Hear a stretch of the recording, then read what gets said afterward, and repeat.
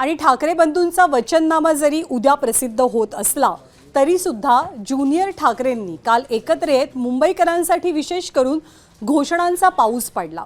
परंतु दोन्ही ठाकरेंनी आदित्य ठाकरे आणि अमित ठाकरे या दोघांनी जी आश्वासनं दिली त्या आश्वासनांवरती भाजपकडनं आणि शिंदेंच्या शिवसेनेकडनं जोरदार टीका करण्यात आली आहे। या विविध घोषणांमध्ये विशेष करून कर सवलतीच्या आश्वासनांसह 17 विविध मुद्द्यांचा समावेश होता।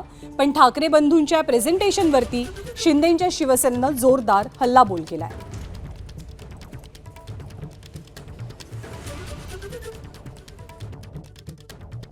कालच्या प्रेझेंटेशनवर आम्हाला बालक पालक जो सिनेमा आहे त्याची आठवण आली आणि बालक पालक सिनेमाची आठवण येताना दोन युवराजांचा जो अभ्यास खरा पालकांनी करून घ्यायला पाहिजे होता तो अभ्यास करून न घेतल्यामुळे अर्धवट होमवर्कचा वर्कशॉप असं आम्ही त्याला हेडिंग देत आहे। अर्धवट होमवर्क केल्यामुळे कालचं प्रेझेंटेशन वर्कशॉपचं त्यांनी केलेलं आहे। त्यामुळे पालकांनी जर व्यवस्थित त्यांचं होमवर्क करून घेतलं असतं आणि त्यांना नीट माहिती दिली असती तर त्यांनी ते वर्कशॉप ठेवलंच नसतं। जो परमपूज्य डॉक्टर बाबासाहेब आंबेडकरांच्या बाबतीत त्यांनी तो उल्लेख केला की त्यांच्या डॉक्टर बाबासाहेब आंबेडकरांच्या नावाने भव्य ग्रंथालय त्यांना माहीत नाही शिवाजी पार्कला राहत आहेत।